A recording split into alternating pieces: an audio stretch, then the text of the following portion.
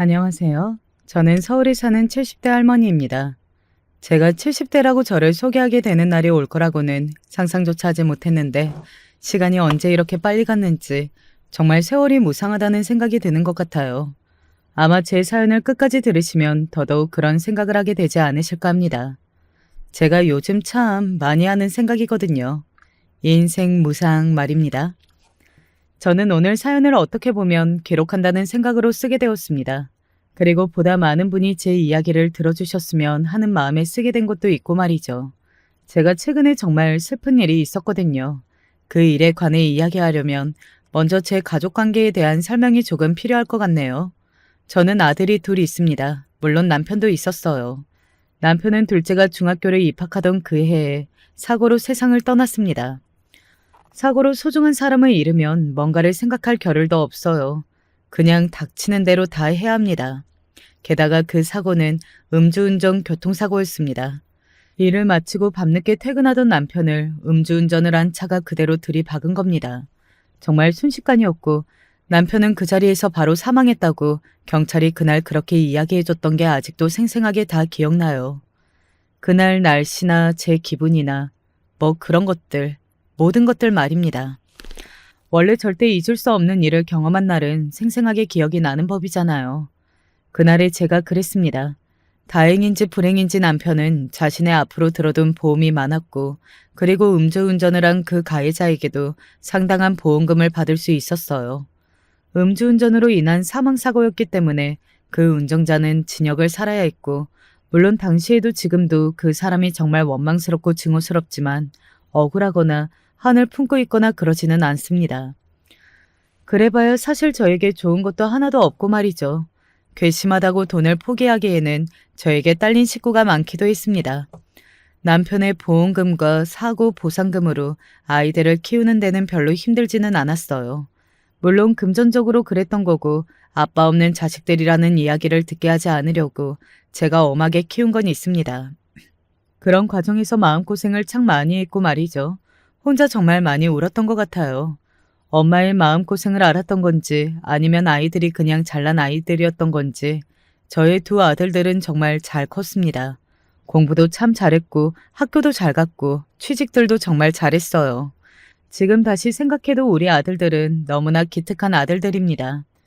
서방 복 없는 년은 자식 복도 없다더니 너를 보면 그런 것도 아닌 것 같아.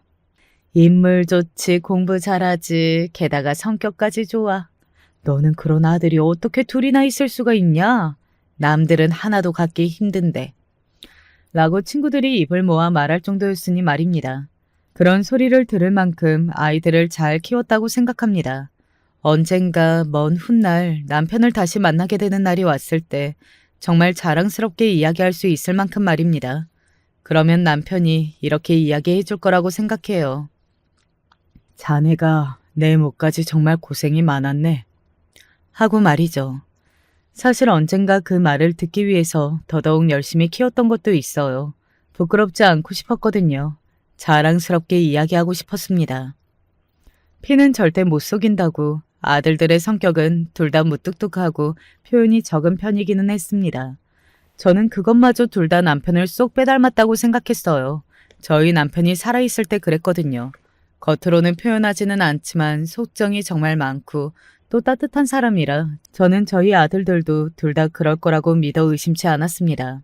표현하지는 않지만 저에게 진심으로 고마워하고 있을 거라고 말이죠.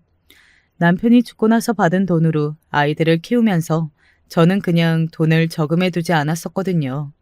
당시에 저희 시어머니가 저에게 여러 가지 정보를 많이 주셨었습니다. 아들들을 혼자 키우려면 나중에라도 큰돈이 필요할 때가 올 거라고요. 시어머니는 늘 그걸 걱정하셨거든요. 지금은 물론 그 시어머니도 세상을 떠나셨지만요. 땅을 사둬야 한다. 땅은 배신을 하지 않아. 하지만 어떤 땅을 사야 할지 그런 걸 하나도 모르겠는데요. 나만 믿거라. 내가 어디서 이야기를 들은 게 있어. 시어머니가 그런 이야기를 하며 알려주셨던 땅이 나중에 10배가 넘게 올랐습니다. 그래서 저는 그 돈으로 아이들을 유학도 보냈고요. 그리고 장가를 갈 때 아들 둘에게 모두 지불을 해줄 수 있었어요. 그리고도 아직 꽤 많은 재산이 있고 말이죠. 이 이야기라 하니 시어머니도 다시 뵙고 싶다는 생각이 드네요. 뒤에 이야기하겠지만 저는 저희 친정엄마와 모녀 간의 정을 쌓을 겨를 같은 게 없었거든요. 그래서 시어머니에게 더 의지를 했을지도 모르겠습니다. 참, 이게 의도한 바는 아닌데 제가 돈복이 많기는 한가 보다 하는 생각을 했던 것 같아요. 그걸 복이라고 불러도 되나 싶지만 말입니다. 남편이 죽고 받은 돈에 자신의 아들이 손주들만 주고 그렇게 된 게 마음이 쓰여서 알려준 정보로 부자가 된 것은 복이 아닌 것 같기는 하네요. 아무튼 부족함 없이 아들들을 키웠습니다. 장가 갈 때 집을 크게 해주는데 그렇게 해줄 수 있어서 정말 다행이라고 생각했던 것 같아요. 왜냐하면 아들들이 데리고 온 며느리들이 다들 집안도 좋고 본인 능력들도 좋은 그런 아이들이었거든요. 그래서 부족함 없이 보내고 싶어서 제가 다 하겠다고 했던 것 같아요. 아들들은 말렸었습니다. 그렇게까지 하실 필요 없다면서 말이죠. 하지만 제가 하고 싶었어요. 그러기 위해서 더 악착같이 살았던 것도 있으니까요. 그래서 그건 제 자존심이었습니다. 물론 세상의 모든 부모가 자식을 위해서 희생하고 내 입에 들어가는 건 아까워도 자식 입으로 들어가는 건 아깝지 않다고 하시겠지만 저도 정말 그랬거든요. 그럴 수 있었던 이유는 자식들을 사랑해서도 있지만 그 아이들이 이런 제 마음을 알아줄 거라고 생각했기 때문도 있습니다. 아예 그런 마음이 없었다면 그건 거짓말인 것 같아요. 아무튼 그렇게 저는 제 몫을 다해 자식들을 키웠습니다. 지금도 그거 하나만큼은 자신 있어요. 아이들에게 안 해준 것 없이 다 해주면서 키웠다는 거 말입니다. 앞서 며느리들이 둘 다 좋은 직업에 좋은 집안을 둔 며느리들이라고 했잖아요. 오늘 사연은 며느리들의 이야기이기도 하니까 며느리들에 대한 이야기도 잠시 하고 넘어가야 할 것 같네요. 아마 저에게 저희 며느리에 대한 설명을 들으시면 이 양반이 자식 복만 많은 게 아니라 며느리 복도 참 많은 사람이네 라고 생각들 하실 겁니다. 우리 큰며느리는 한의사입니다. 바깥 사돈도 한의사고 딸인 큰며느리도 한의사예요. 지금은 자신의 아버지가 운영하는 한의원에서 사돈과 함께 병원을 운영하고 있고 언젠가 그 병원을 큰며느리가 물려받게 될 거고 말이죠. 큰아들이 결혼할 때 사돈의 팔촌들까지 입을 모아서 이야기했었습니다. 정말 장가를 잘 간다고 말이죠. 저도 그렇게 생각했어요. 물론 제 아들이 잘났다고 하지만 그런 집안에서 볼 때 현실적으로 차이가 나기는 했으니 말이죠. 하지만 아무 반대 없이 굉장히 순탄하게 결혼했거든요. 저는 그것도 정말 복이라고 생각했었습니다. 보통 딸 가진 부모들은 자기 딸보다 더 나은 상대를 바라잖아요. 저희 아들이 못났다는 게 아니고 보이는 조건들이 며느리보다 못했으니 저는 당연히 처음부터 그렇게 흔쾌히 허락을 할 거라고는 생각하지 못했었거든요. 제가 놀라서 큰아들에게 이렇게 물었던 게 기억이 나네요. 정말로 한 번에 허락하셨다고? 어머니 아들 잘났어요. 너 잘난 거야 내가 모르니? 그냥 나는 너 말고 다른 상황을 걱정한 거지. 어머니가 잘 키우셔서 제가 아버지 없어도 그런 건 아무 상관이 없는 거예요. 그러니까 그걸 약점이라고 생각하실 필요 없어요. 어머니가 아버지 몫까지 2배, 3배 하셨잖아요. 그게 더 대단한 건데. 큰아들이 그렇게 이야기하면서 제 손을 꼭 잡아줬을 때 정말 눈물이 주르륵 흘렀던 것 같아요. 그동안의 모든 마음고생이 한 번에 없어지는 느낌을 받았거든요. 둘째 아들을 보낼 때는 더 수월했습니다. 저는 이건 큰아들이 장가를 잘 간 덕을 본 것 같다고는 생각해요. 둘째 며느리 댁에서 큰아들이 어느 집안 사위인지 듣고 나서 그러면 허락하겠다고 했다는 것 같았거든요. 둘째 며느리는 당시에는 대학 교수를 준비하고 있었습니다. 그리고 지금은 교수가 되었고요. 첫째 며느리가 한의사, 둘째 며느리는 대학 교수. 이렇게 들으면 사람들이 다들 이런 말을 하고는 합니다. 나는 이렇게 며느리 복이 많은 사람은 본 적이 없어. 젊어서 고생해서 이런 며느리 볼 수 있으면 나도 젊어서 고생했지. 이라고 말이죠. 저도 그렇게 생각했어요. 정말 며느리 복이 많은 사람이라고 말이죠. 그리고 실제로 큰 며느리와 작은 며느리 둘 다 집안이나 직업만 좋은 게 아니라 성품도 고왔습니다. 저에게 무척 잘했어요. 어머니, 이번 주에 저랑 맛있는 거 먹으러 교회 나가실래요? 어머니, 다음 주에는 저랑 영화 보러 가세요. 아들들마저 장가를 다 보내고 이제는 정말로 집에 혼자 남겨진 저를 며느리들은 신경을 참 많이 써줬어요. 혹시나 외로울까 봐서 말입니다. 저는 정말 아들들이 부담될까 봐 그리고 며느리들이 싫어할까 봐 먼저 연락하는 일이 없었거든요. 그런데 늘 며느리들이 먼저 연락을 해줬습니다. 저는 그게 언제나 고마웠고 말이죠. 손주들이 생기고 나서는 적어도 한 달에 한 번은 손주들을 데리고 집으로 왔던 것 같아요. 어느 집들은 할머니와 손주들이 안 친하고 대면대면하다고들 하던데 저희 집은 그런 게 전혀 없었습니다. 며느리들이 손주들이 어릴 때부터 자주 데리고 온 덕분에 손주들도 저를 무척 편하게 생각하고 따랐어요. 이쯤 되면 행복한 삶이라고 그리고 성공한 삶이라고 나같이 이런 복받은 노년을 보내는 할머니도 없을 거라고 그렇게 생각하며 살았습니다. 그런데 어느 날부턴가 이상한 일들이 일어났어요. 이게 왜 여기 있지? 어느 날 지갑이 없어져서 한참을 찾았는데 작은 며느리 가방에서 나왔습니다. 저는 며느리 가방에 제 지갑을 넣은 기억이 없었거든요. 그리고 맡아달라고 한 적도 없었고 말이죠. 처음에는 작은 며느리가 실수로 제 지갑을 자기 가방에 넣었나 보다 했어요. 그런데 이런 일도 있었습니다. 어머니, 병원 가시기로 한 거 잊으셨어요? 무슨 병원 말이냐? 저랑 정기검진 받기로 하셨잖아요. 제가 전혀 하지도 않은 약속을 했다고 하는 겁니다. 저는 정말 기억이 하나도 나지 않았거든요. 하지만 처음에는 그냥 그런가 보다 하고 며느리들 말에 따랐던 것 같아요. 하지만 어느 순간 쎄한 기분이 들었습니다. 내 통장 못 봤냐?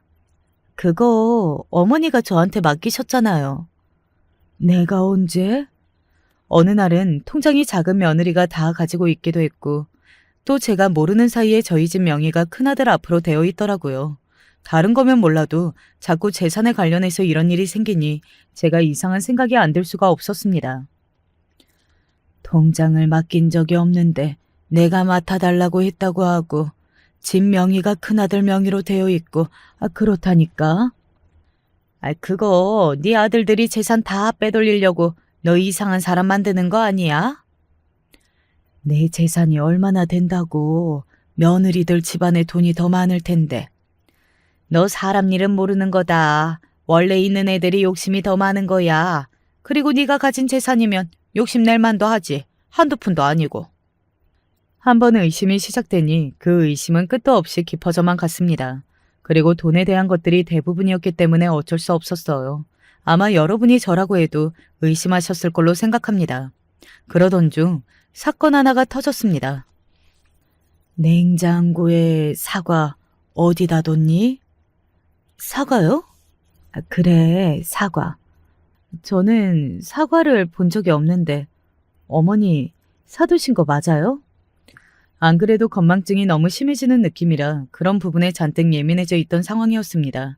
그런데 며느리가 정말로 사과를 사둔 게 맞냐고 물으니 순간적으로 확 화가 치밀어 올라 폭발했던 것 같아요. 따지고 보면 며느리는 잘못한 게 정말 하나도 없는데 말입니다. 그러면 내가 지금 사과를 안 사고 거짓말을 한다는 말이냐? 제가 정색을 하고 화를 내자 큰며느리는 몹시 당황한 게 보였습니다. 지금 생각해도 그렇게 앞뒤 없이 화를 낸 것이 정말 미안하네요. 아니요, 저는 그게 아니라. 그 말이 아니면 뭐야? 내가 지금 사과를 안 사놓고 찾는다고 그러는 거야? 지금? 아니요, 아닙니다. 제가 더 찾아볼게요. 됐다. 오늘은 그만 돌아가거라. 그렇게 버럭 소리를 지르고 방 안으로 들어가 누웠습니다. 그리고 언제 잠이 들었는지 모르게 잠이 들었어요. 그리고 일어나 거실로 나가니 며느리는 가고 없더라고요. 그런데 식탁 위에 새빨갛고 예쁘게 생긴 사과가 몇 개 놓여 있었습니다. 그리고 이런 쪽지도 쓰여 있었어요. 어머니, 제가 찾았어요. 찾아봤더니 있더라고요. 노여움 푸세요. 그 메모를 읽는데 큰며느리에게 아주 미안하더라고요. 사과가 뭐라고 잔뜩 예민해져서 아이에게 소리를 지르고 짜증을 냈나 싶어서 말입니다. 그래서 제가 미안하다고, 너한테 면목이 없다고 요즘 내가 예민하다, 이런 식으로 이야기했더니 이런 말을 하더군요. 어머니, 저희 여행 갈까요? 갑자기?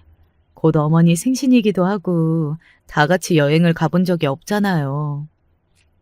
큰아들네와 작은아들네 그리고 저 이렇게 다섯이 함께 여행을 가자고 하더군요.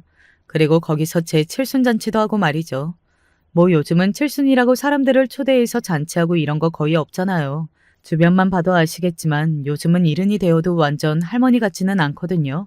그리고 이른까지 사는 게 잔치를 할 만큼의 일도 아니고요. 사실 아들들과 며느리에 대해 의심하고 있기는 했지만 그래도 한 번도 함께 가본 적 없는 여행을 가자고 하니 좋기도 했던 것 같아요. 그런 상황에서도 아들들이나 며느리들이 좋아서 선뜻 여행을 가겠다고 한 것 보면 저도 정말 그냥 보통의 부모들인 것 같아요. 아무리 독하게 생각하고 마음먹어도 자식들 앞에서는 무너지는 그런 부모 말입니다. 아무튼 그렇게 여행을 함께 가게 되었습니다. 그곳에서 무슨 일이 일어날지는 까맣게 모르고서는 말이죠. 어머니, 여기 너무 좋은데요? 어머니, 이거 어머니가 좋아하는 거잖아요. 원래 저희 아들들이 말이 참 없거든요. 그리고 먼저 저에게 말을 걸지도 않는 성격들이고 말이죠. 앞서 이야기했듯 지 아버지를 닮아서 둘 다 상당히 무뚝뚝한 편이었고 말입니다. 그런데 그 여행지에서는 저에게 굉장히 살갑고 그리고 먼저 말도 걸고 아무튼 그전의 모습들과는 사뭇 달랐습니다. 아마 평소 같았으면 그리고 그냥 밖에서 이 상황을 설명만 듣는 사람들이라면 아들들이 왜 저렇게 갑자기 다정하게 구는 건지에 대해 의심을 한 번쯤은 해봤을 텐데 당시에 저는 그냥 기분이 좋았던 것 같아요. 아들들이 잘해주니까요. 아이고, 내가 살다 살다 이런 호강을 다 해보네. 자주 모시고 나왔어야 했는데 죄송해요. 뭐가 죄송하냐. 앞으로 자주 다니면 되지. 저의 그 말에 큰아들과 큰며느리가 서로 마주보고서는 뭔가 눈빛을 주고받는 것 같더라고요. 그때 어딘가 이상하다는 느낌을 확실히 받았던 것 같아요. 그리고 쟤들이 뭔가 꿍꿍이가 있다는 생각도 말이죠. 그 이후로 제가 여행에 온전히 집중하지 못했거든요. 예약해둔 식당으로 가는 내내 많은 생각을 했던 것 같습니다. 이 아이들이 저에게 무슨 짓을 할까봐 겁이 났다기보다 그냥 정말로 그런 생각을 하고 있다면 그 자체가 굉장한 배신감으로 다가올 것 같았기 때문에 그 상황 자체가 오는 게 겁이 났던 것 같아요. 너무 상처를 받을 것 같았기 때문에 그런 일이 없었으면 하는 뭐 그런 기분 말입니다. 식사 자리에 가서도 먹는 둥 마는 둥 했던 것 같아요. 그러자 작은 며느리가 저에게 이렇게 물었습니다. 어머니, 속이 안 좋으세요? 왜 이렇게 못 드세요? 그러게, 안 들어가는구나. 어머님 생신상인데.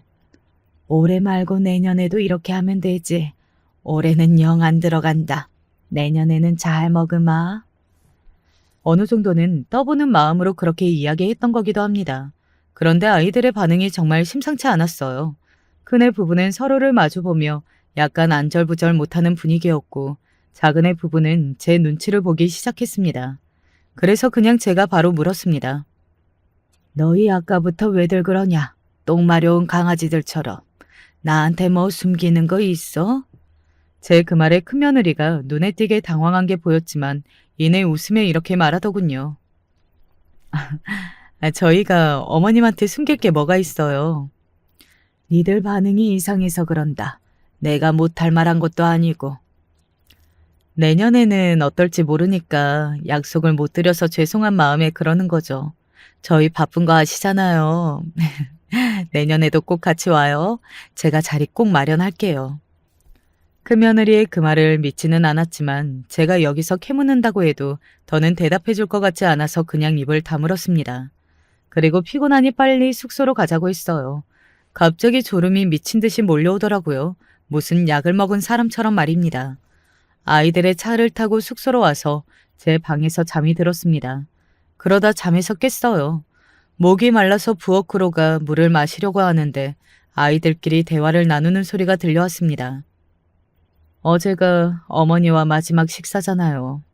그 말을 듣는데 순간 쟤들이 무슨 말을 하고 있는 건가 했던 것 같아요. 마지막 식사라뇨? 그래서 어제 밥 먹는 내내 너무 곤란했잖아요. 당신 표정 관리 너무 못하더라. 그럼 거기서 뭘 더 어떻게 해? 자기들끼리 너무 심각하게 그런 이야기를 나누고 있는데 저는 다리가 후들거리는 느낌이 들었습니다. 대체 쟤들이 지금 무슨 이야기를 하고 있는 건가 싶어서 말이죠. 반반이었던 것 같아요. 무슨 말을 하는 건지 듣고 싶은 마음 반, 그리고 절대 모르고 싶은 마음 반 말입니다. 그냥 모르시게 두는 게 맞는 걸까? 그게 아셔서 뭐 하실 수 있는 게 있어? 달라질 건 아무것도 없는데 뭘 이야기해. 그냥 모르시는 게 두는 게 맞지. 도대체 뭘 모르게 두고 내가 뭘 모르는 건지 감도 잡히지 않더군요. 확실한 건 저 아이들이 저를 두고 좋지 않은 계획을 세우고 있다는 것, 그거 하나였습니다. 근데 언제 모시고 갈 거예요? 내일 저희가 그쪽으로 가기로 했어요. 시설은 좋대. 너무 걱정하지 마. 그 말을 하면서 한숨을 푹 쉬더군요. 직감적으로 무슨 이야기를 하는 건지 알 것 같았지만 모르고 싶었습니다. 아니, 정말로 그러고 싶었어요. 하지만 그 뒤에 나오는 아이들의 대화는 더더욱 가관이었습니다. 형, 어머니 그 진명이는 완전히 해결된 거야? 이제 완전히 내 명이야. 어머니 예금들은? 그것도 다 해결했어요. 재산 문제는 걱정 안 하셔도 돼요. 문제될 건 하나도 없이 깔끔하게 해결했으니까. 그 말을 듣고서는 저는 그 자리에 스르르 주저앉았습니다. 그래, 결국에는 니들도 돈이구나. 돈 때문에 이 엄마를, 아버지도 없이 고생하면서 니들을 키운 엄마를 버리는구나 하는 생각이 듦과 동시에 그동안 큰며느리와 작은며느리가 집에 자주 찾아왔던 게 생각이 나더라고요. 제 지갑이나 통장 같은 것들이 없어지기도 했던 것들 말이죠. 있는 것들이 더하다더니. 저의 손이 바들바들 떨려오는 것 같았습니다. 당장이라도 벌떡 일어나서 저 안에 작당 모이라 하는 것들의 머리채를 휘어잡고 싶었지만 다리에 힘이 들어가지 않았던 것 같아요. 마지막 식사인데 못 드셔서 좀 마음에 걸리기는 하네요. 그 요양원 시설 되게 좋대요. 밥도 잘 나오고. 그 순간 눈이 번뜩하는 기분이 들었습니다. 저것들이 나를 지금 요양원에 가둬놓고 지들끼리 재산을 다 나눠 갖겠다는 그런 계획을 세우고 있는 거잖아요. 저는 내일이 되면 꼼짝없이 요양원에 갇힌 신세가 되는 거고 말이죠. 야, 이것들아! 저는 결국 참을 수 없어 소리를 버럭 지르면서 그 자리에서 일어나 아이들이 있는 방 안으로 들어갔습니다. 제가 들어오자마자 아들들과 며느리들이 무척이나 놀라더군요. 제가 밖에서 듣고 있었다는 사실을 정말 꿈에도 모르는 듯 했습니다. 어머니, 아니, 어머니가 어떻게, 언제 일어나셨어요? 다 들으셨어요? 그런 며느리들에게 손에 들고 있던 물병의 물을 냅다 부었습니다. 그래, 인연들이 내가 밖에서 다 들었다. 뭐? 오늘이 마지막 식사? 내일이면 요양원에 가. 니들이 부모를 이렇게 버리는구나. 재산이 아무리 탐난다고 하지만 어떻게 이럴 수가 있냐? 어떻게 이럴 수가 있어? 그런 이야기를 제 입으로 내뱉다 보니 저도 모르게 눈에서는 눈물이 주르르 흐르더군요. 정말 서러웠습니다. 내가 지들을 어떻게 키웠는데 고작 재산 때문에 아직 이름밖에 되지 않는 부모를 요양원에 버릴 생각을 한다는 게 말입니다. 이런 일은 영화나 드라마 아니면 뉴스에서나 나오는 일인 줄 알았지 제가 겪게 될 거라고는 정말이지 꿈에도 상상을 하지 못했었거든요. 아이고, 애들 아버지, 자식 새끼 키워봐야 아무 소용이 없습니다. 이렇게 부모를 내다버리는데 내가 지들을 어떻게 키웠는데, 아이고. 저는 땅을 치며 울었습니다. 솔직히 여러분들이라면 그럴 것 같지 않으신가요? 그런 상황에서 그 누가 맨정신일 수 있겠어요. 누군가는 화를 내며 다 뒤집어 엎을 수도, 누군가는 저처럼 나라 잃은 사람처럼 울 수도 있지만 말입니다. 어머니, 그게 아니라. 큰아들이 저를 잡으려 손을 내밀었지만 저는 그 손을 탁 하고 쳐냈습니다. 그때는 아들이고 뭐고 꼴도 보기 싫었던 것 같아요. 그게 아니면 뭐란 말이냐. 나 다 들었다. 요양원 시설이 좋니 어쩌니 하는 거, 니들 입에서 나오는 말인 거 내가 다 들었다고.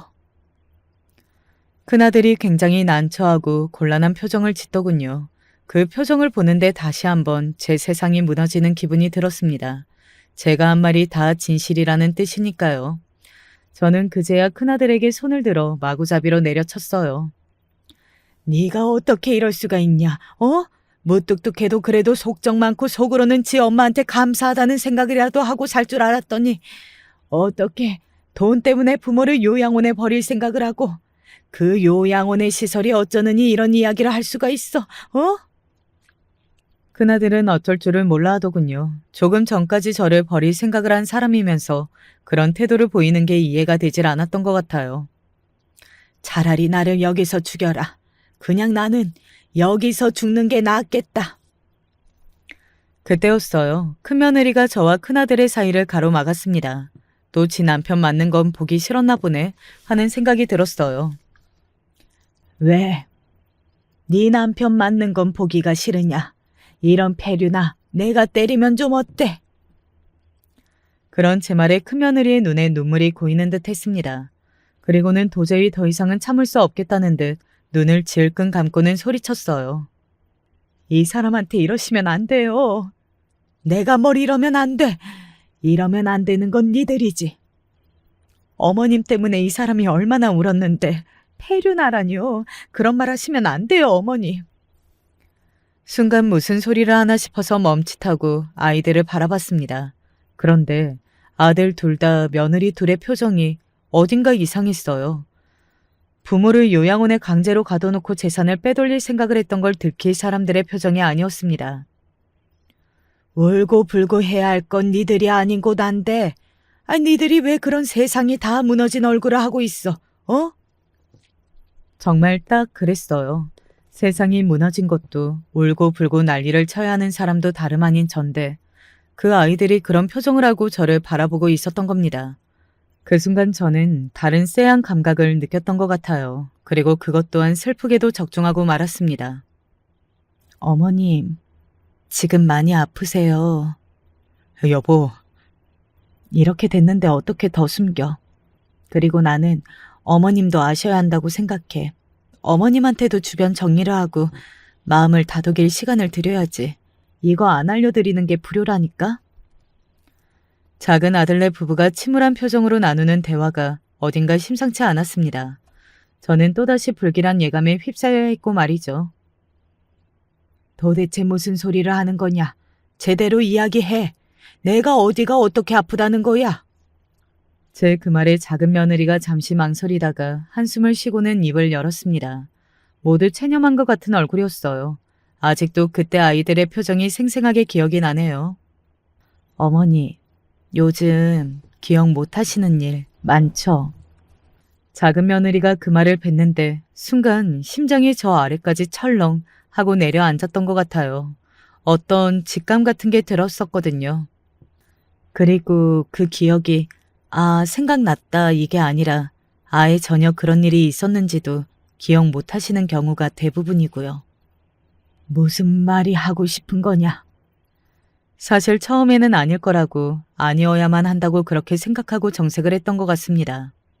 평소에 최대한 긍정적으로 생각해 보려고 하는 편이지만 제가 당시에 머릿속으로 떠올린 그 병명은 도무지 입 밖으로 내뱉고 싶지도 않았습니다. 그건 상상하는 것만으로도 너무 끔찍했거든요. 하지만 떠오른 게 그것밖에는 없었어요. 어머니.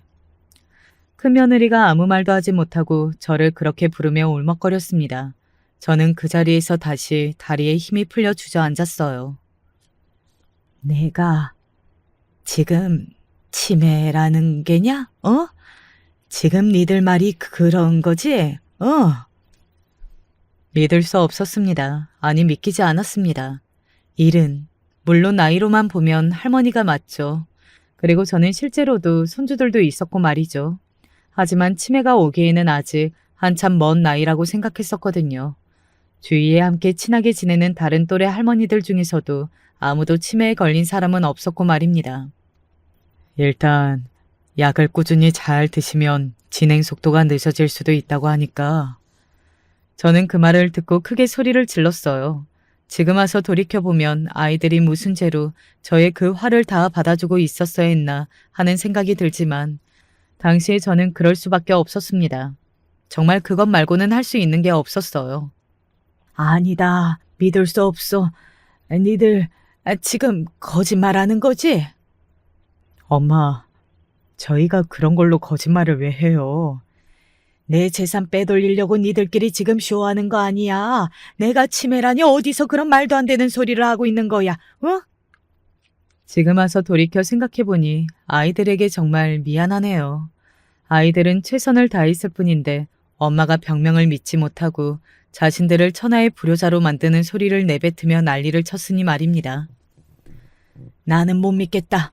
이렇게 멀쩡하고 다 기억하는데 내가 무슨 치매야. 나는 못 믿는다, 못 믿어.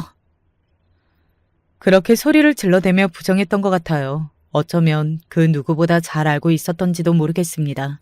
사실은 아이들이 하는 말이 다 맞는다는 것을 말이죠. 어머니, 이거 보세요.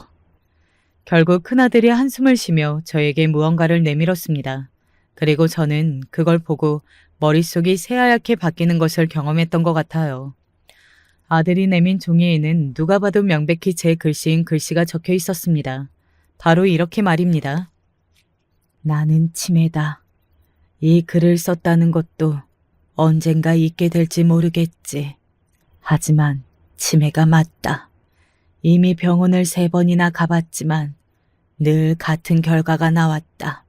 그리고 지금 이 글을 쓰는 와중에도 오늘이 몇 월 며칠인지도 모르겠다. 그 글을 읽으면서 생각했습니다. 오늘이 몇 월 며칠인지 말이죠. 그런데 생각이 나질 않더군요. 정말 몇 월 며칠인지를 모르겠더라고요. 아이들과 상의했다.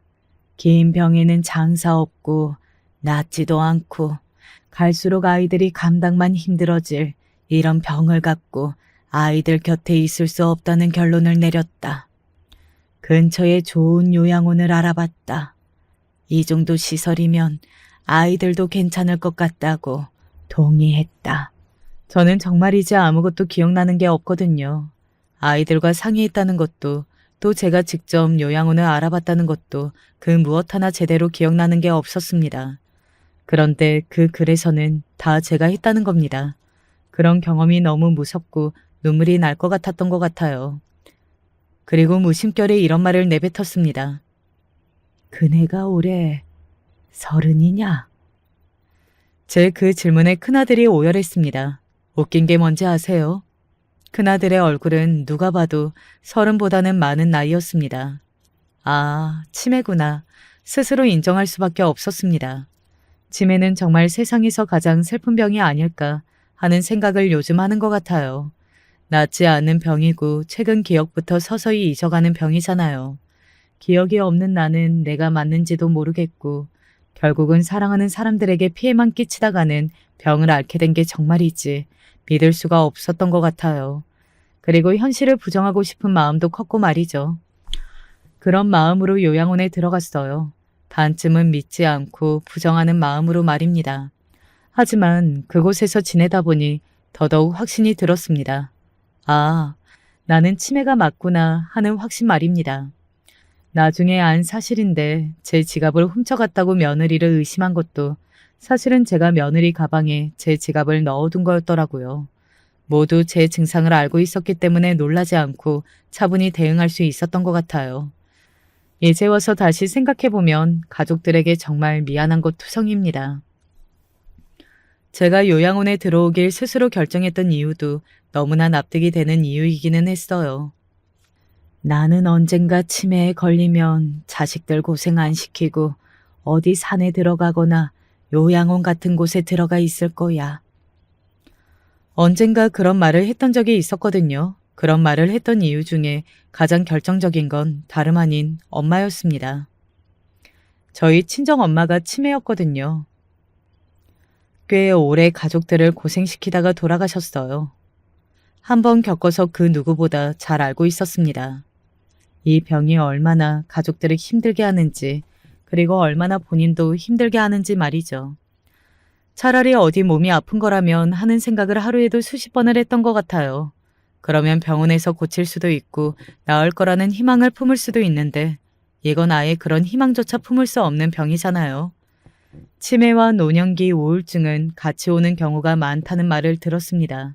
그리고 그건 그럴 수밖에 없다는 생각이 들었어요. 저도 제가 치매라는 걸 알게 되자마자 우울증이 왔으니까요. 살아서 뭐하나 차라리 죽어버렸으면 좋겠다. 뭐 그런 생각을 하루에도 12번은 더 했던 것 같습니다. 그러던 어느 날이었어요. 자네 그런 생각을 왜 하나? 여보, 내가 지켜보니 하도 답답해서 참을 수가 있어야지.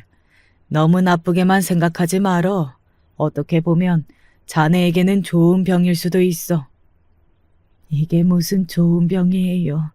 말도 안 되는 소리 하지 말아요. 과거로 하루하루 되돌아가다 보면 언젠가 우리가 다시 만나게 되는 날도 오지 않겠는가. 바로 어제 일처럼 생생하게 기억하게 되면 그게 얼마나 즐거울 거야. 우리 연애할 때 너무 재밌었잖아. 내가 그러는 동안 우리 애들은 고생만 하라고요. 자네가 그 아이들 키우면서 얼마나 고생을 많이 했나. 그러니 자식들은 그 정도 고생은 해도 돼. 그런 거에 정말 미안해하지 말고 좋은 기억만, 좋은 생각만 하면서 남은 생 즐겁게 살다가 천천히 와. 알겠어? 그렇게 이야기하고서는 남편은 어디로 갔는지 사라졌습니다. 여보. 그리고 저는 침대 위에서 벌떡 일어났어요. 꿈이었던 겁니다. 일평생을 한번 제대로 나타나주지 않았다가 이럴 때 나타난 게 너무 미웠지만 또 한편으로는 고맙기도 했던 것 같아요. 마음이 한결 편안해지는 느낌이 들었던 것 같았습니다. 그렇게 남편이 꿈에 다녀가고 나서 저는 한결 편안한 마음으로 요양원 생활을 했던 것 같아요. 아이들이 온다고 하는 걸 오지 말라고 했습니다. 그냥 어떤 식으로라도 부담을 주고 싶지 않았거든요. 그리고 그 전에 괜히 오해한 것도 정말 미안했고 말이죠. 앞서 이야기한 며느리의 사과 사건 같은 것들이 몇 개 더 있었거든요. 그 이야기를 잠깐 해드릴게요. 두서가 없더라도 조금 야행예를 해주세요. 요즘 제 기억이 워낙 오락가락해서 말입니다. 하루는 이런 일도 있었습니다. 키를 집에 두고 나온 것 같다. 무슨 키요? 무슨 키는 무슨 키야. 집 들어가는 키지.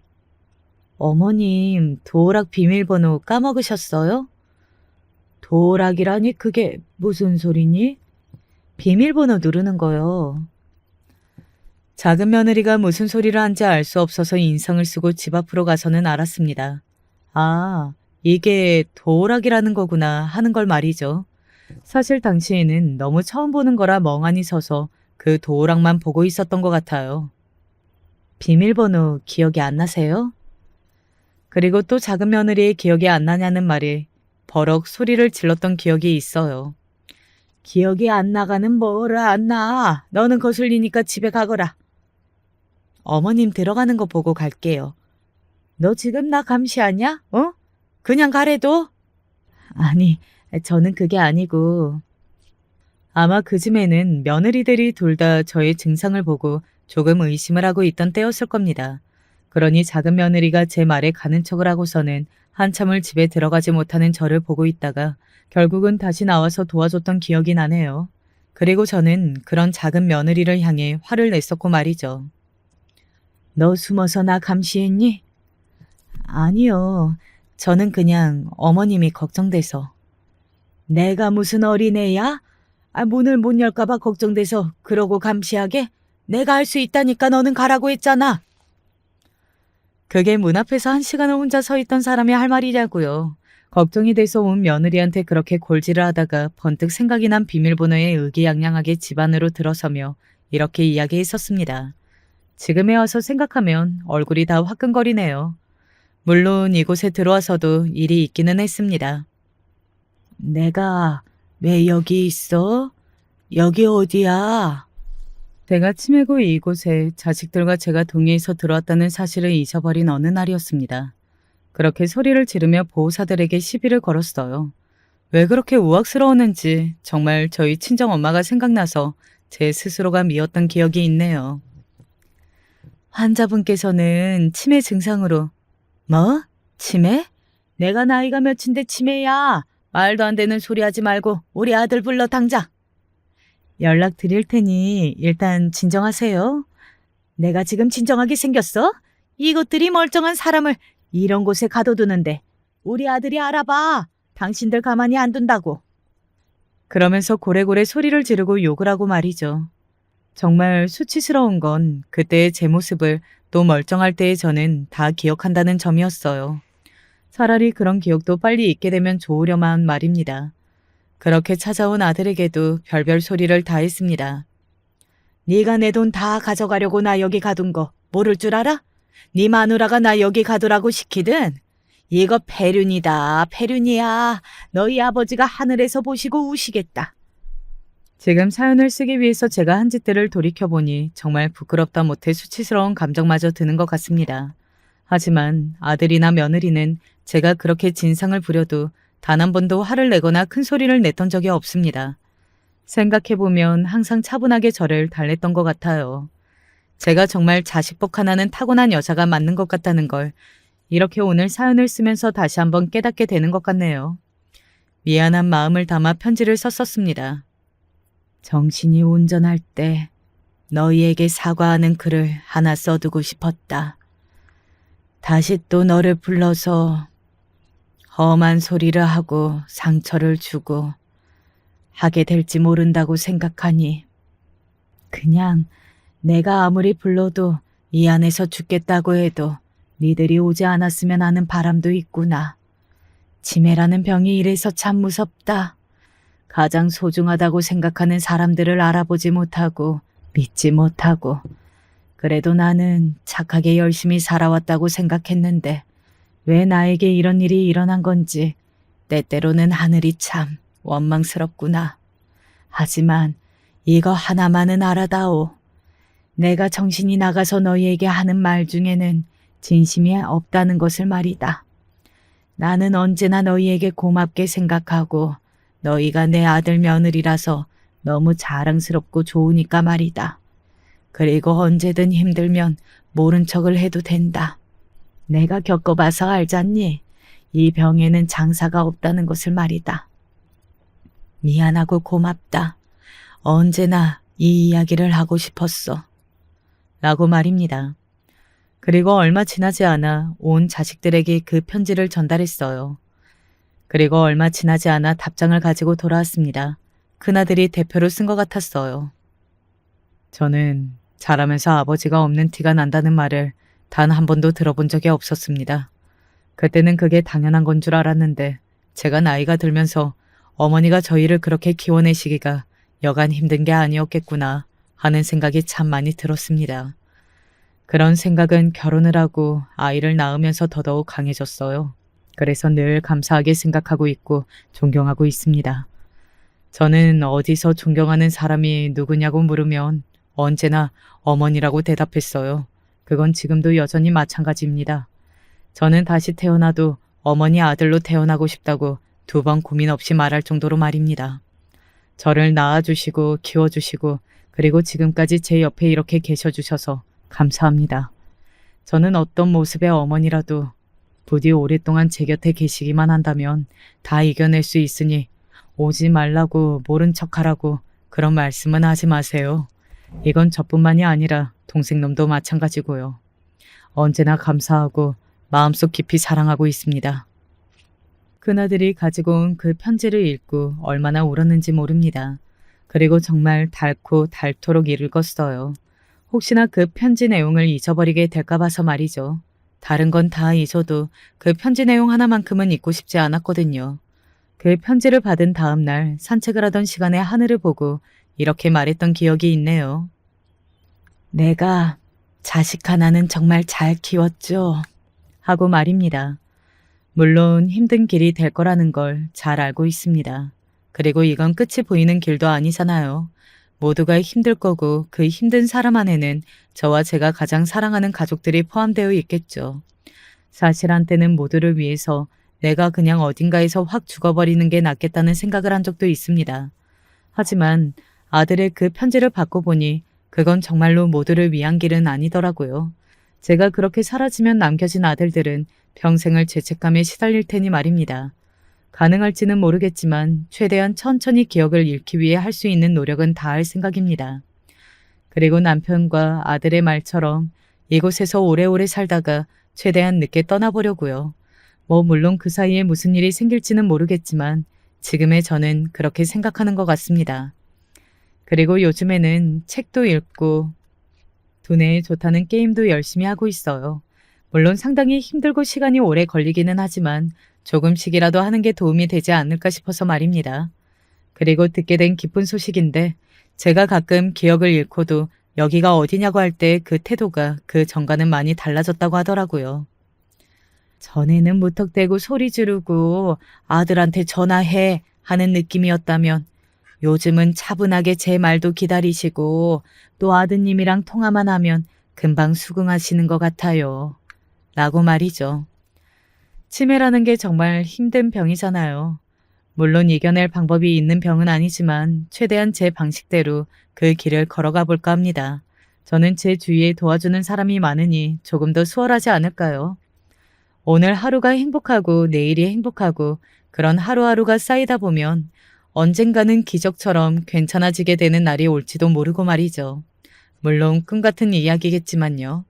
제 이야기를 조금 기록한다는 생각으로 심경을 대해서도 자세히 하나하나 쓰다 보니 사연이 조금 길어진 것 같습니다. 어떻게 들으셨는지 모르겠네요. 저는 쓰면서 예전 생각들을 떠올리는 게 지금 꽤 도움이 되기는 한 것 같거든요.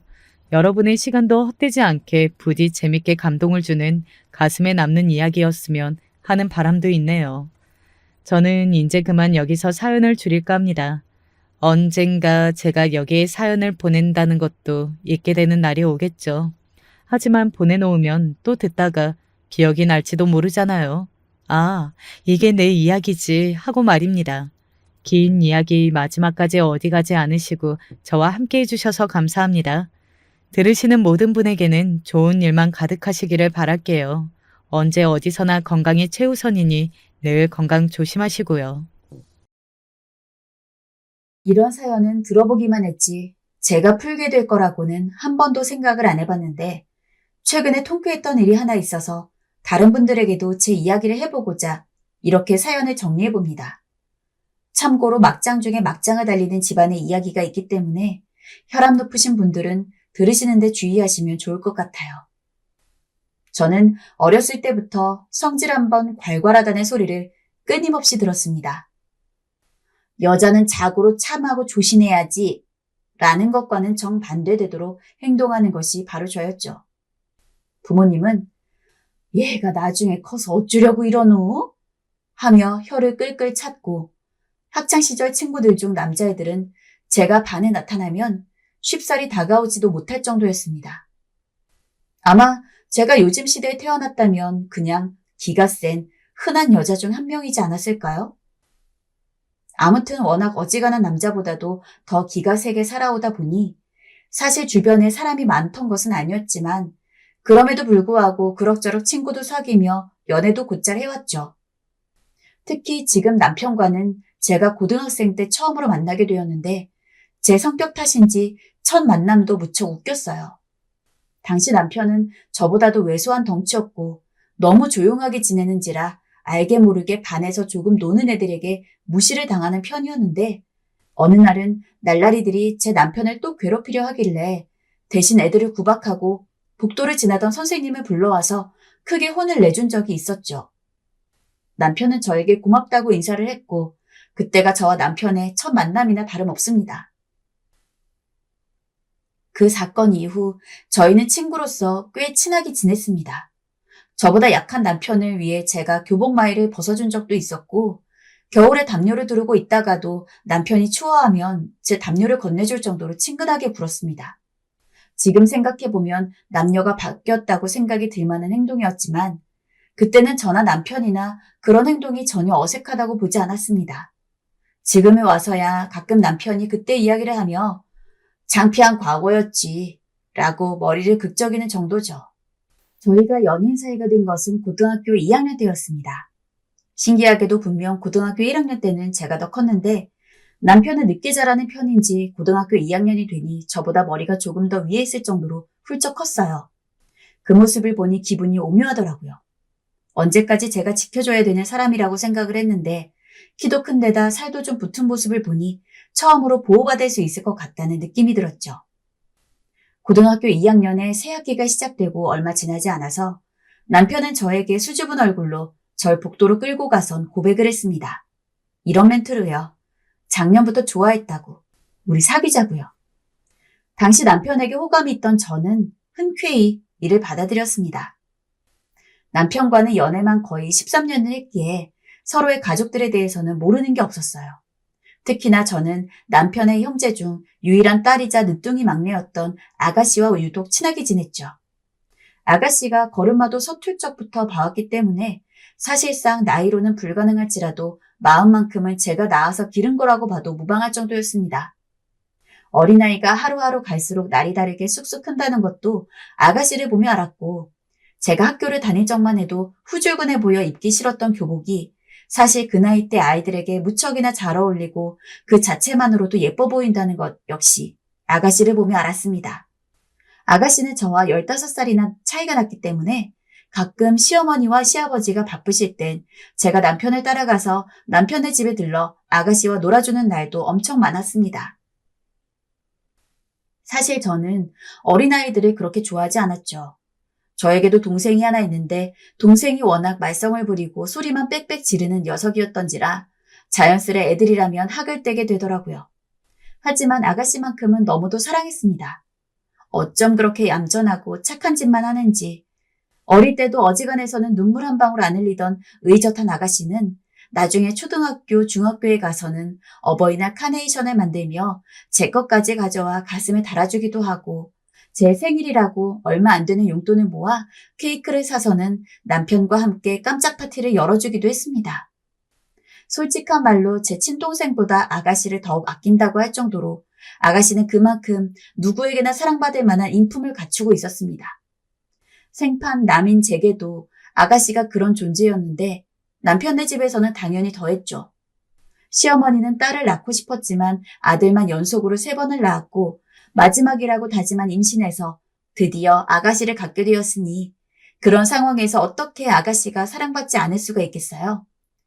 남편네 집은 정말 온 가족이 아가씨 바보였습니다. 남편과 사귀면서 저는 역시 그 아가씨 바보 대열에 끼어들게 되었지만요. 기억에 남는 아가씨 일화가 있는데 바로 아가씨가 저와 남편이 결혼하기 전에 저를 올케 언니라고 불렀던 것입니다. 아가씨가 초등학생이고 저와 남편이 대학 졸업을 한 뒤 취직을 준비하고 있을 때 아가씨는 내심 제가 자신의 큰오빠인 남편과 결혼을 하기를 바랬나 봐요. 그러면서 시부모님에게 큰오빠 아내는 어떻게 불러요? 라고 물었고 시부모님이 올케 언니라고 부르면 된다고 알려주자 그 길로 바로 남편 방에서 놀고 있던 제게 와서는 저렇게 이야기를 한 것이죠. 너무 귀여워서 볼에 뽀뽀를 수백 번 날렸습니다. 남편이 말리지 않았으면 아마 그날 아가씨 볼은 제가 다 뜯어먹었을걸요? 아가씨가 올케 언니 내일도 놀러 올 거예요? 라고 물으면 당연히 간다면서 아가씨를 보러 갔죠. 아무튼 이렇게 사랑스럽고 귀여운 아가씨와의 관계는 제가 남편과 결혼을 하고 나서 더욱 돈독해졌습니다. 당시 다른 도련님들은 이미 결혼을 다 한 뒤 각자 살고 있었고 시댁에는 시부모님, 남편, 그리고 아가씨만 있었는데 제가 남편과 결혼을 하고 난 뒤 시부모님은 한 1년 정도만 같이 사는 건 어떠니? 라고 제의해 주셨고 저는 신혼집도 좋지만 이미 한 가족과 같은 시부모님, 특히나 아가씨와 함께 지내는 것 역시 나쁘지 않았기에 분가는 나중에 하기로 하고 시댁에 들어와서 신혼생활을 시작했습니다. 제가 아무리 자주 놀러 온다고 해도 다른 집에 살 때는 당연히 못 보는 날도 있었지만 한 집에 살게 되니 정말 매분 매초 아가씨와 함께 있을 수 있었죠. 보통 어릴 때는 순진하고 순박하더라도 나중에 크고 나면 성격이 변하는 경우가 있었는데 아가씨는 어릴 때부터 참으로 한결같았습니다. 물론 집에서 가장 막내다 보니 어리광도 있긴 했지만 기본적으로 또래를 대하는 모습이나 어른들을 대하는 모습에서 예의가 바른 것이 느껴졌고 누군가의 단점은 모른 척 해줄 줄 알면서 누군가의 장점은 귀신같이 찾아 세상에 더 멋진 것이 없는 것처럼 칭찬할 줄 아는 좋은 성품을 유지했습니다. 결혼 초반에는 자식에 대해서 계획이 없었던 저와 남편이었던지라 아가씨는 정말로 가슴으로 낳은 자식 같은 느낌이었죠.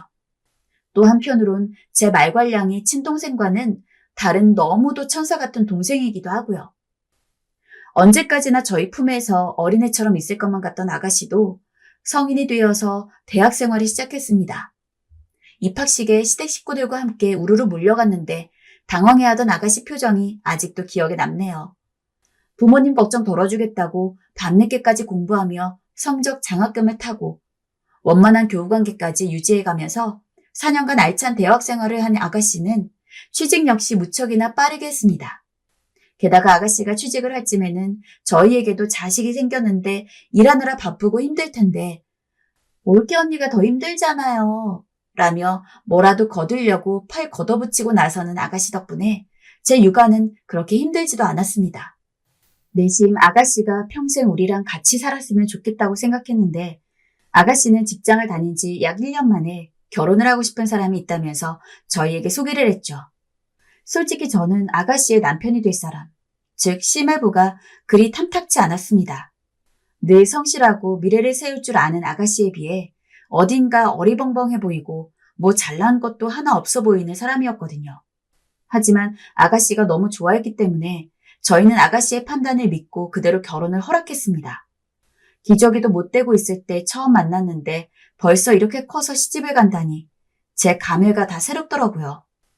드레스를 입고 있는 아가씨를 보며 시어머니에게 농담처럼 아가씨가 시집을 가는 걸 보니 제 자식이 시집을 가는 느낌이에요 라고 말했고 시어머니는 호호 웃으시며 우리 딸은 엄마가 2명이네 라며 똑같이 농담으로 받아쳐주셨죠. 아무튼 저희는 아가씨가 영원히 행복한 결혼 생활을 보내기를 바라는 마음으로 온갖 선물을 다 했습니다. 저와 남편은 아가씨가 신혼여행 갔을 때 돈 걱정 없이 뭐든 마음껏 사라고 환전한 달러를 각자 500달러씩 쥐어줬죠. 아가씨가 너무 많다며 손사래를 쳤지만 우리 아가씨 결혼인데 어떻게 그냥 넘어가요? 라고 말하며 남편이랑 같이 쓰지 말고 꼭 아가씨 혼자만 써야 해요. 라며 거의 억지로 도합 1000달러를 손에 들려 신혼여행을 보냈습니다. 지금 생각하면 부모님의 마음 같았습니다.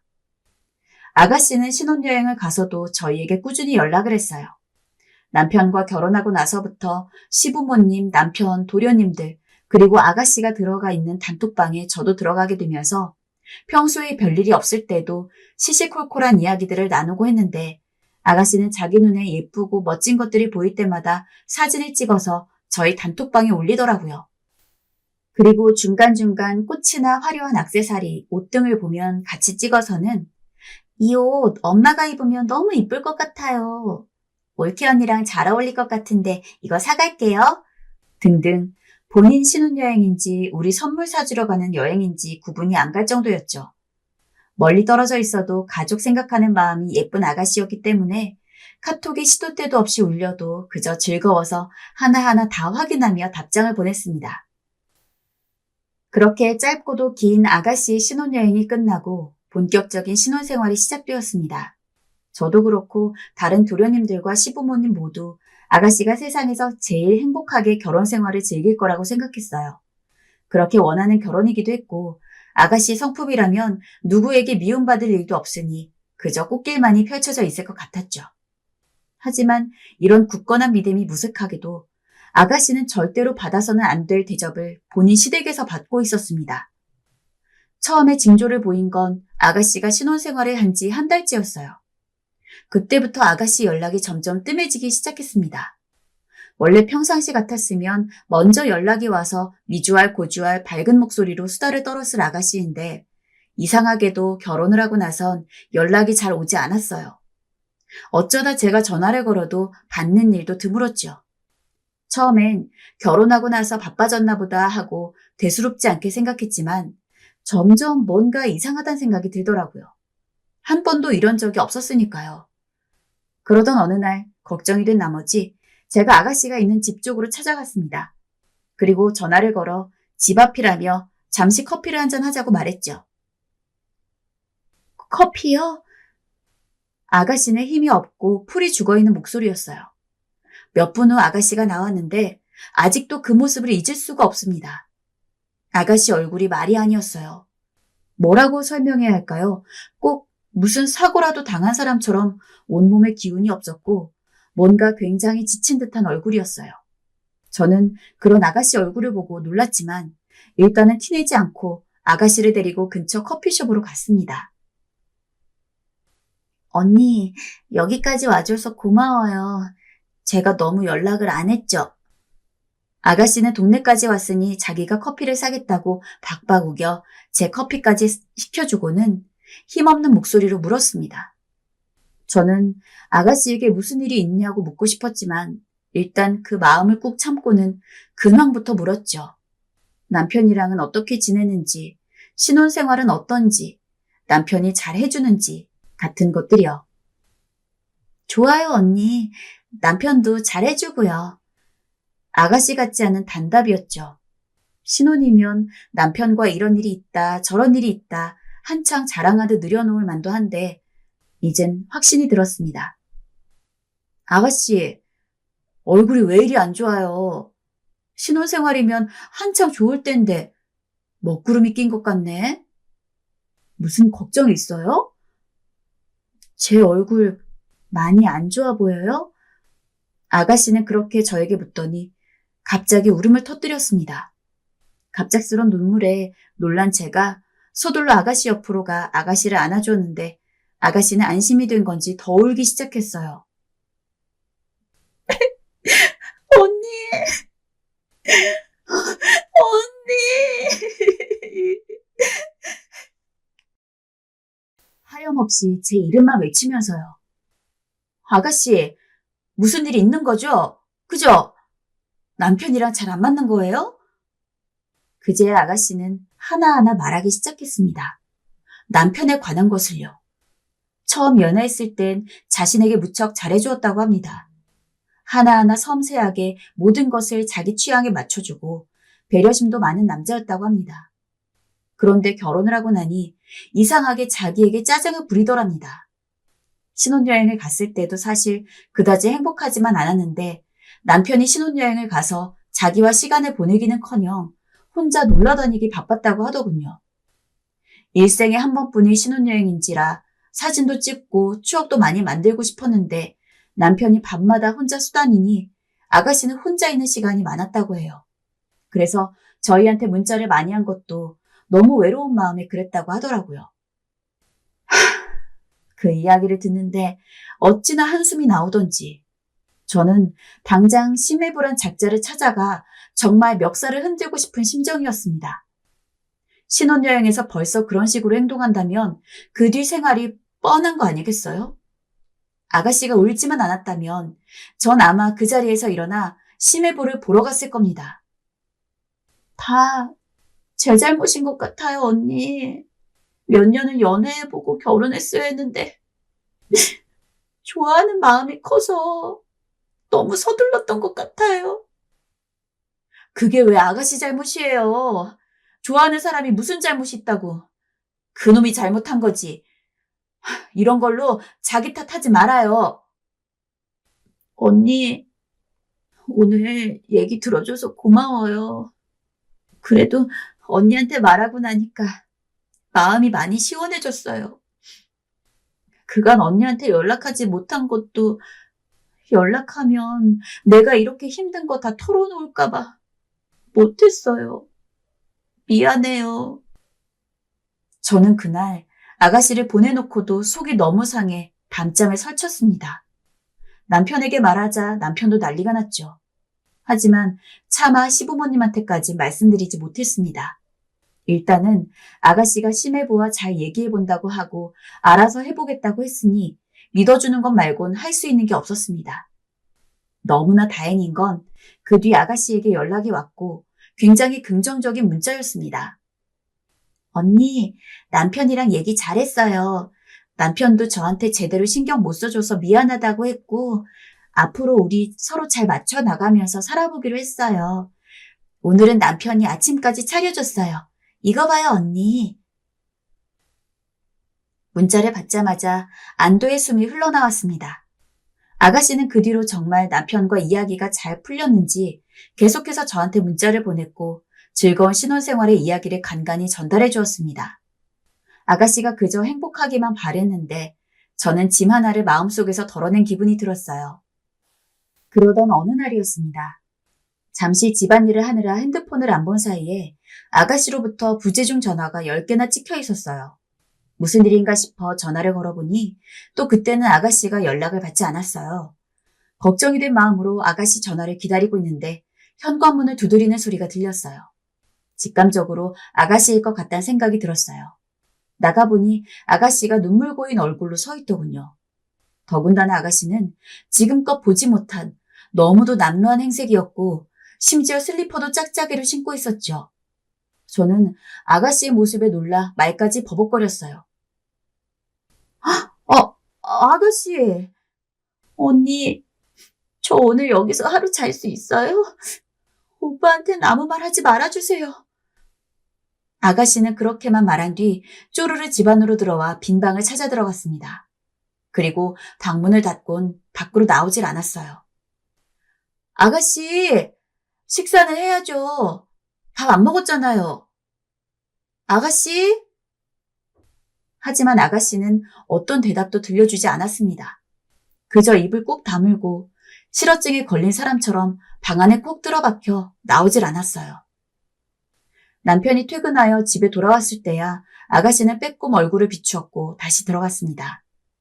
남편이 제게 아가씨가 왜 자기 집을 놔두고 여기서 자냐고 물었지만 저는 아가씨와 한 약속대로 그냥 저랑 하루 보내고 싶어 왔다고 둘러댈 수밖에 없었죠. 저는 남편이 자고 모두 고요한 밤이 되어서 슬그머니 아가씨 방으로 들어갔습니다. 아가씨는 새삼 아기처럼 잠들어 있었습니다. 갑자기 집에 들어와 하룻밤만 재워달라고 하고 아무 말도 하지 않은 아가씨. 대체 무슨 일이에요, 아가씨? 하고 묻고 싶었지만 어떤 답도 들려주지 않을 것 같아 저는 그저 아가씨 머리를 가만가만 쓸어주다 나왔습니다.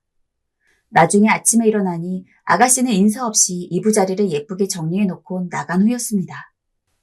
그 후에도 아가씨는 재워줘서 고맙다. 남편과 좀 싸워서 잠시 언니 집에 간 거다. 라는 말 이외엔 별다른 말이 없었어요.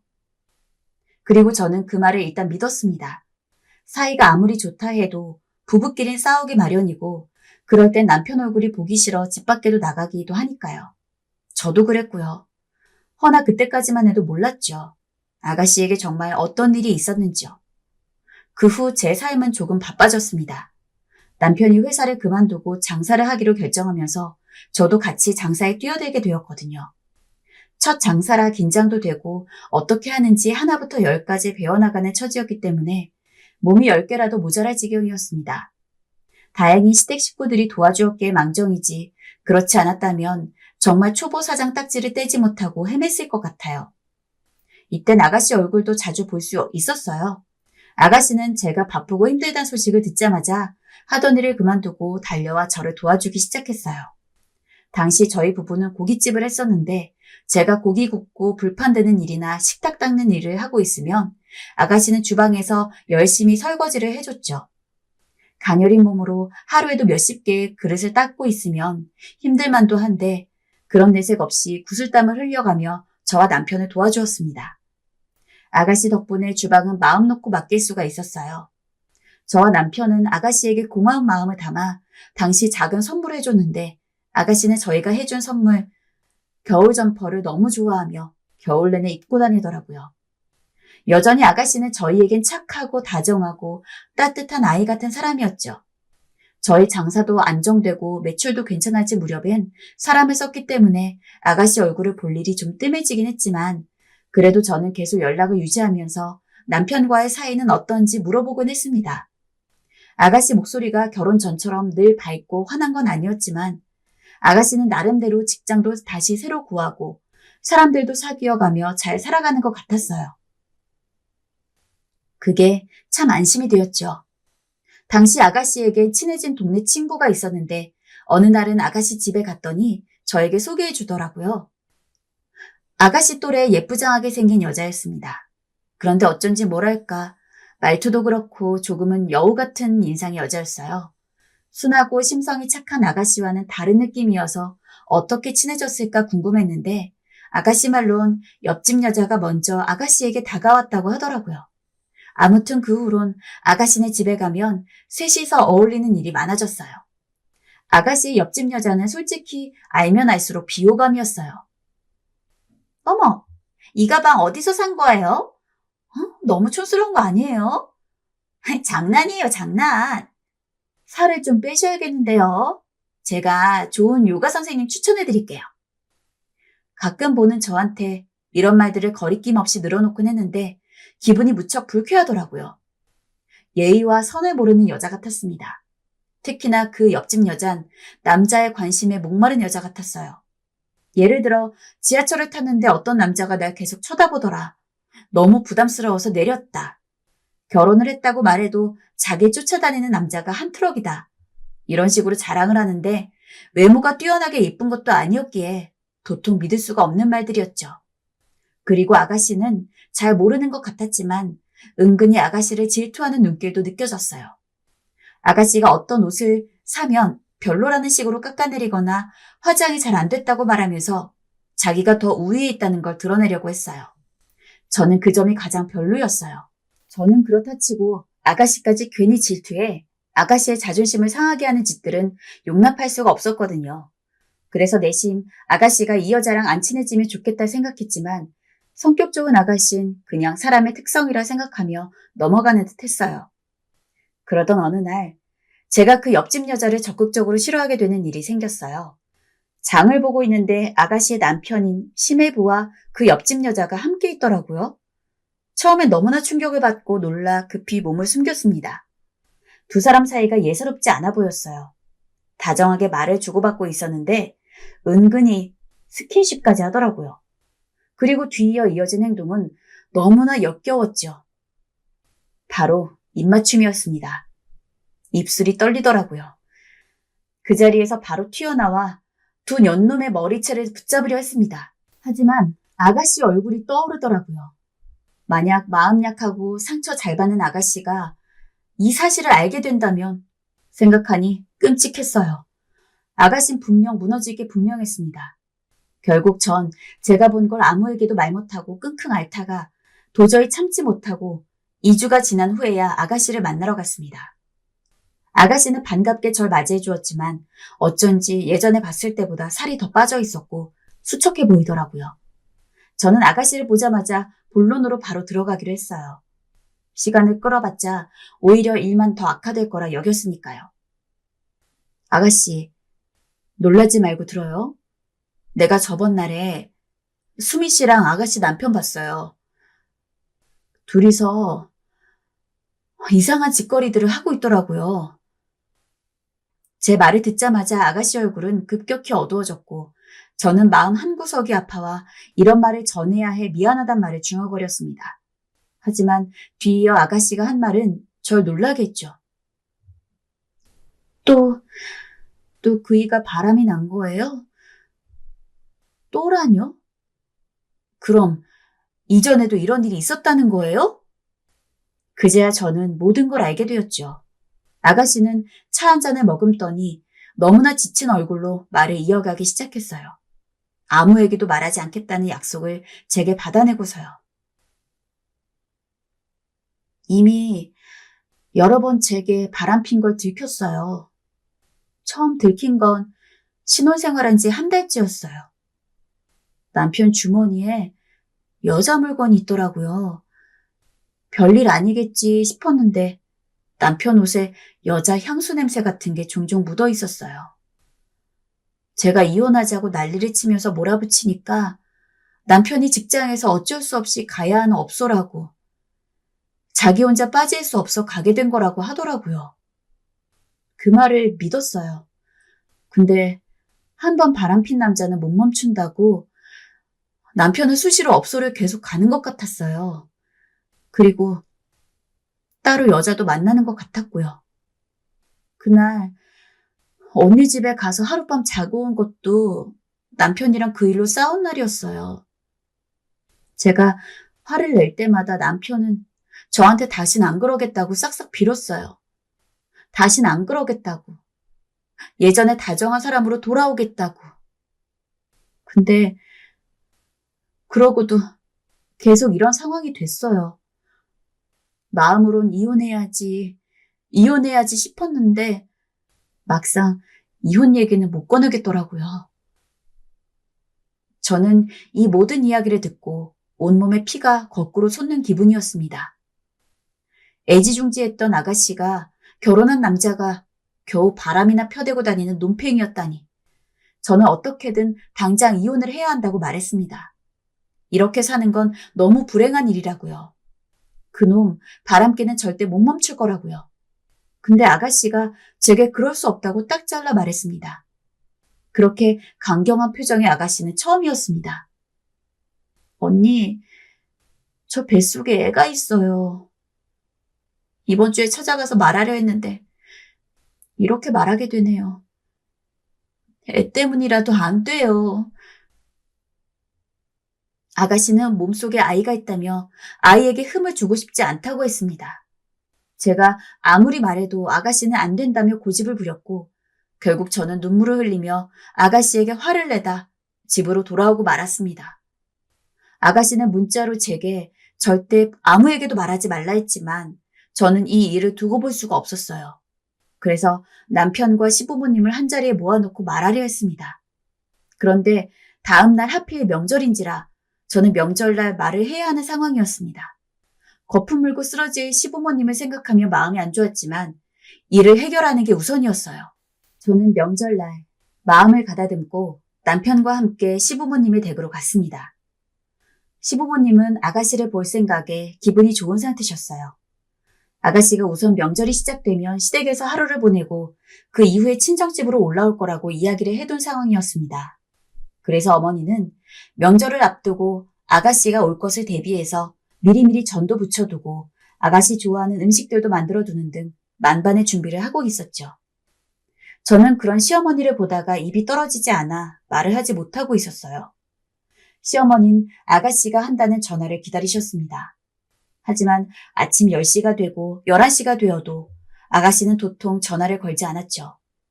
무슨 일이 있나 싶어서 제가 5번은 넘게 전화를 걸었을 때야 아가씨는 간신히 전화를 받더니 올케 언니 죄송해요. 제가 조금 있다가 다시 연락드릴게요. 라며 거의 5초도 안 돼서 전화를 끊었습니다. 근데 어쩐지 그 목소리에 울음기가 섞인 것 같아서 저는 급하게 메시지를 보냈습니다. 아가씨, 혹시 울어요? 울고 있으면 무슨 일인지 말 좀 해줘요. 내가 전화 걸 테니까. 아니에요. 그런 거 아니에요. 신경 쓰지 마세요. 아가씨, 전화 좀 받아봐요. 아가씨와 몇 번 메시지를 주고받으며 작은 실랑이를 하다 저는 다시 아가씨가 받을 때까지 끈질기게 전화를 걸었습니다. 여러 차례의 시도 끝에 전화를 받은 아가씨는 연신 코를 훌쩍이면서 올케 언니 라는 한마디를 꺼내고는 다른 말은 꺼내지도 못한 채 엉엉 울었죠. 아가씨, 말해봐요. 제가 놀란 마음에 계속 아가씨를 다그치자 아가씨는 그제야 천천히 이야기를 꺼냈습니다. 그 이야기는 남편 이야기를 들었을 때처럼 충격적이고 듣자마자 손이 부들부들 떨릴 정도로 화가 났습니다. 시어머님이 처음에 친정 가는 거 허락해 주셨는데 막상 가야 한다고 하니까 이 바쁜 와중에 무슨 친정을 가냐면서 엄청 뭐라고 하셨어요. 정신이 있냐면서, 제정신이냐면서요. 그래서 제가 하루는 들리기로 이미 약속을 해서 다녀와야 할 것 같다고 하니까 저 들리도록 남편한테 이래서 못 배운 집안이랑 상종하면 안 된다고 그런 말을 하시는 거예요. 너무 놀라서 남편을 방에 데리고 갔는데 남편도 저한테 그냥 집 가지 말라고 제 편은 안 들고 시어머니 편만 들고 저 너무 무섭고 너무 서러워요, 언니. 여기 있기 싫어요. 아무도 자기 편 한 명 없고 구박만 받고 일만 하고 있다고 말하는 아가씨의 울먹임에 우라가 치밀어 오르더라고요. 저희가 아가씨를 아끼는 만큼 아가씨도 저희를 아끼기에 명절 오기 한 달 전부터 아가씨는 저희 단톡방에 얼른 명절이 왔으면 좋겠다면서 빨리 부모님도 보고 싶고 오빠들도 보고 싶고 올케 언니도 보고 싶다며 노래를 부르던 사람이었습니다. 저희 보는 걸 그렇게 기대하던 아가씨인데 미리 약속까지 해두었던 것을 시댁 때문에 방해받았을 뿐만 아니라 안 들어도 될 모진 말까지 듣고 만 것이죠. 아가씨는 자기 욕하는 건 괜찮은데 괜히 자기 때문에 다른 가족들까지 욕먹는 게 너무 슬프고 서러웠다고 했습니다. 겨우 화를 죽이고 있었는데 아가씨가 그따위 취급을 받았다는 이야기를 들으니 욕이 절로 나왔죠. 차마 아가씨 앞에서 욕은 못하는지라 간신히 참고 아가씨에게는 우리 곧 가니까 기다려요. 한마디만 남긴 뒤 전화를 끊었습니다. 그리고 아직 도착하지 않은 도련님들을 제외하고 시어머니, 시아버지, 그리고 남편을 거실에 모아놓은 뒤 방금 아가씨와의 전화 내용을 자세하게 설명했죠. 또 아가씨와 남편 사이의 일도요. 제 이야기를 들은 어른들과 남편의 표정은 금방 울그락푸르락 변했습니다. 지금 그게 다 사실이냐? 우리 애가 그런 일을 겪었단 말이야? 네, 어머님. 아가씨 상태가 안 좋아요. 많이 힘들어해요. 어디 마음에도 안 드는 것을 우리 딸이 좋아한다는 이유 하나만으로 큰맘 먹고 결혼시켜놨더니 당장 그놈을 내가... 평소 다혈질이시던 시아버진 화가 많이 나셨고 시어머니는 하염없이 눈물을 떨구셨습니다. 남편 역시 화가 난 건 마찬가지였죠. 당신 나랑 같이 아가씨 데리러 가요. 어머님, 이따가 아가씨 데려오기 전에 연락드릴게요. 도련님들 오시면 저희 아가씨 데리러 갔다고 말씀해 주세요. 그래, 애들 오면 다 이야기해두마. 얼른 우리 애 좀 데려오렴. 얼른 부탁하마. 시어머니는 귀중하게 키운 아가씨가 그런 취급을 당한다는 사실에 너무 놀라고 경황이 없으셨는지 말도 버벅거리셨어요. 저는 남편이 모는 차를 타고 차 안에서 아가씨 시댁을 연신 씹어대며 2시간이라는 거리를 씩씩대며 찾아갔습니다. 평소 같았으면 당연히 아가씨 시댁에 방문할 거라고 연락을 줬겠지만 상황이 이렇게까지 치달은 만큼 그 사람들한테 취할 예의는 없었습니다. 저와 남편 그리고 시아버님이 아가씨 시댁에 쳐들어가서 초인종이 터져라 누르자 나가요 라고 말하는 아가씨 목소리와 함께 문이 열렸죠. 당시 풍경을 한마디로 이야기해볼까요? 그냥 가관이었습니다. 아가씨 시부모님 되는 양반들 그리고 시매부까지 거실에 옹기종기 모여서 아가씨가 깎은 것으로 추정되는 과일 접시를 가운데 두고 포크질을 하고 있었으며 그 사이에 껴있어도 모자랄 아가씨는 기름때가 잔뜩 낀 앞치마를 메고서 머리조차 제대로 묶지 못한 후줄근한 모습으로 저희를 맞이했죠. 임신한 여자를 그렇게 부려먹었다는 것부터 대충 그 집의 분위기를 예상할 수 있었습니다. 저도 시부모님도 남편도 이런 집에서 아가씨를 살게 할 생각은 눈꼽만큼도 없었습니다. 어머, 연락도 없이 어쩐 일이세요? 아가씨만 일 잔뜩 시킨 채로 살판난 꼴을 해놓고는 아무런 죄책감도 느끼지 못하는 듯 아가씨네 시어머니가 저희를 보며 인사를 했습니다. 그리고 그때 남편이 아가씨의 남편을 찾은 후 주먹을 날렸습니다. 네 놈이 감히 내 동생을 두고 그따위 짓을 하고 다녀? 집안은 바로 난장판이 되었습니다. 남편이 주먹을 날리자 놀란 그 집 식구들이 제 남편을 뜯어말리기 시작했고 아가씨네 시어머니는 무슨 행패냐며 소리를 질렀습니다. 하지만 힘이 센 남편은 그놈을 흠씬 두들겨준 후에야 멈췄습니다. 그 사이 저는 차분하게 아가씨가 메고 있던 앞치마를 목에서 빼어 바닥에 던져놓은 뒤 아가씨 방인 것으로 보이는 곳에 들어가서 핸드폰이랑 지갑, 겉옷 같은 걸 대강 챙겼고요. 아가씨는 이미 무슨 상황인지 아는 듯 제 품에 안겨 하염없이 울기만 했습니다. 그런데 저희 가족이 모두 아가씨 데리고 나갈 채비를 하니까 아가씨네 시어머니가 벌떡 일어나더니 그러더군요. 여자애가 저 지경인데 그럼 남자가 바람은 안 피고 배기겠어요? 당신들 다 고소할 거야. 여기 딱 기다려. 경찰 부를 테니까. 그리고 뒤이어 한 말들은 참으로 여기 다 쓰고 싶어도 쓸 수 없을 만큼 비상식적인 말들이었습니다. 요약하자면 상스러운 집안인 줄 진작 알고 있긴 했으나 이 정도일 줄은 몰랐다. 그리고 누가 연락도 없이 와서 이런 짓을 벌이냐. 당장 사과해라. 사과하지 않으면 경찰에 신고하겠다는 말들이었습니다. 그 막말에 시아버지께선 기어이 참았던 화를 터뜨리셨고 저도 폭발해버렸습니다. 그때부터는 이판사판이었죠. 어른들을 공경하라고 배워왔지만 어른답지 않은 어른까지 고려할 필요는 없다고 배운 저였기에 참기 싫었죠.